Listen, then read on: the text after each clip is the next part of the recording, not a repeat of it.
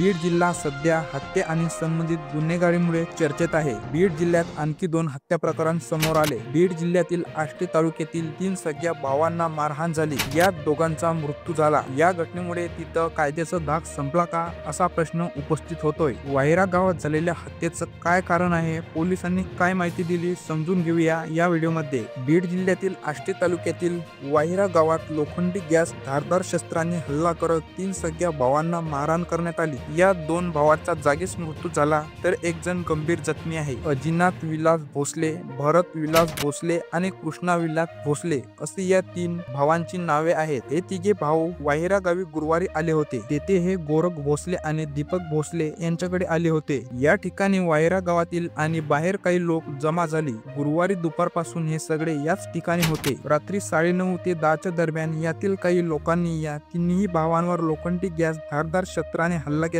या हल्ल्यात अजय विलास भोसले, भरत विलास भोसले या 2 सगळ्या भावांचा जागीच मृत्यू झाला, तर तिसरा भाऊ कृष्णा विलास भोसले गंभीर जखमी आहे। त्याच्यावर अहिल्यानगर येथे उपचार सुरू आहे। या घटनेत 7 संशयित आरोपींना अंबोरा पोलिसांनी ताब्यात घेतले। तर कोणत्या कारणाने हत्या झाली, पोलिसांनी नेमकं काय माहिती दिली पाहूया। मध्ये काल सायंकाळी 10 वाजण्याच्या सुमारास आपल्याला माहिती प्राप्त झाली की वाहिरा गावामध्ये मर्डर झालेला आहे। त्या अनुषंगाने आम्ही तात्काळ त्या ठिकाणी दाखल झालो।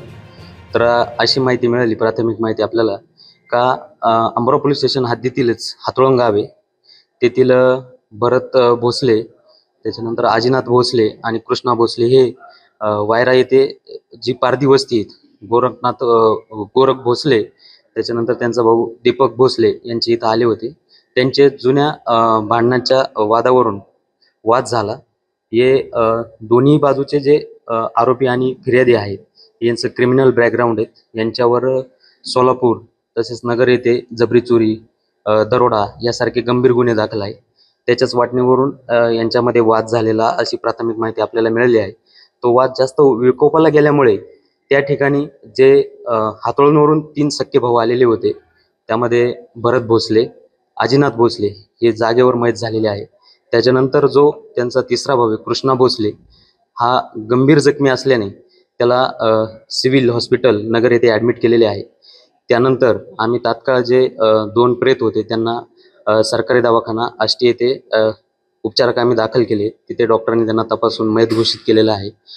त्यांच्यावर इंक्वेस्ट पंचनामा झाला आहे, PM झालेला आहे। आता त्यांच्यावर त्यांच्या गावी जाऊन अंत्यविधी होणार आहे। आपण बाहेरून गोपनीय माहिती काढून जे यामध्ये कोण आरोपी आहेत ते संशयित 8 आरोपींना आपण गुन्हा दाखल होण्यापूर्वीच पोलीस स्टेशनला ताब्यात घेतलेले आहे। आता अंत्यविधी झाल्यानंतर गुन्हा दाखल होईल आणि त्यानंतर अटक होईल। तसेच जे याच्यात अजून पाहिजे आरोपी आहेत अशा आरोपींना वरिष्ठांच्या मार्गदर्शनाखाली आम्ही 3 टीम तयार केलेल्या आहे, त्यांचा माग घेत आहे। त्यांना लवकरच ताब्यात घेऊन त्यांनाही या गुन्ह्यामध्ये अटक करत आहोत। या सर्व घटनेबद्दल तुम्हाला काय वाटते ते कमेंटमध्ये नक्की सांगा आणि अशाच माहितीपूर्ण न्यूज अपडेटसाठी आपल्या चॅनलला सबस्क्राईब नक्की करा।